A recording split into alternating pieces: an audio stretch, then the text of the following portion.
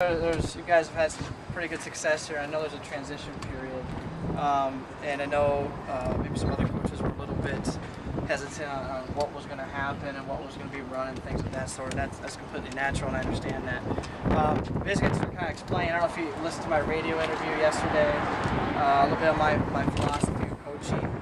I truly believe when it comes to football that the winning is a byproduct of the development of the football players. And what I mean by that is getting the players to play at a level higher than what else possible, getting them to believe in themselves, and getting them to play for something bigger than the program. And that's to explain what that means. I think you understand. And play for something bigger than themselves in the program. I think the winning will occur if we prepare the correct way, and I think it starts right here in this weight room. I mean, I know every high school in America lifts weights. I think there's a certain way to maybe train.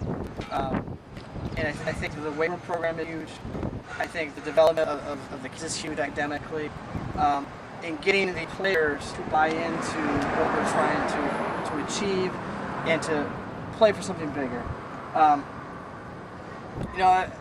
don't have any head coaching experience, I realize that. But I feel like I'm prepared and ready. I have my ducks in a row. I've been around some fantastic coaches, and they've really taught me how to develop and work with young people. I know there's a transition period, there might be some hesitation, but I can guarantee you this, okay?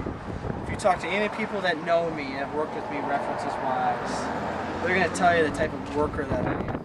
And I'm a tireless worker when it comes to preparation. A little bit about the X's and O's, or those philosophies go, is, I'm not big on making everything big and extravagant, offensively, defensively. I'm big on taking a few plays that work well and getting really good at those plays. That's kind of my philosophy. The things that I've noticed over the years and picked up is great teams have three things in common. They, number one, have great ball management on offense. They, number two, have great special teams. And they, number three, have tough defense.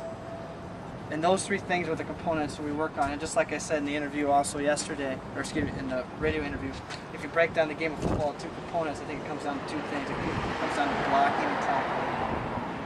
Blocking and tackling. The rest of it's kind of, if you think about the game of football, if you can't tackle, you can't block, you can't do anything. So I think those are the two main fundamentals that we need to really concentrate on. Obviously, I have not met any of the players. I have not seen any film from last year. So this is kind of like drinking out of a fire hydrant right now. But offensive philosophy-wise, you guys need to help with that input and tell me what you think needs to be done. You guys know the players better than anything. It's the kind of stuff. We'll all have a culture, I promise you that. Okay? So I know it gets frustrating when people get micromanaged, and I promise I will not do that. I feel my role is to come in, organize it, and let you coaches coach. Question earlier today was about offensively, what we run. I would say my base package would be basically an I formation, which you can easily modify to spread offense. And that, obviously, you guys will help me determine what we can and cannot do, because you guys know the players better than I do. Okay? That's just a short synopsis here about what I feel, what I believe. You'll realize right away what type of worker I am. You're going to realize that right away. You guys have any questions or anything like that offhand? How do your defense? What are you comfortable running as a? I would say tomorrow.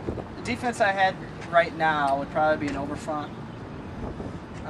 Maybe quick. You could go to underfront real quick with a simple call, but I would say an overfront would be the base. Like a 5-2. That'd be a 4-3. You can go to a 4-4. So I think that's. I'm assuming a lot of running teams in the conference or district. Yeah.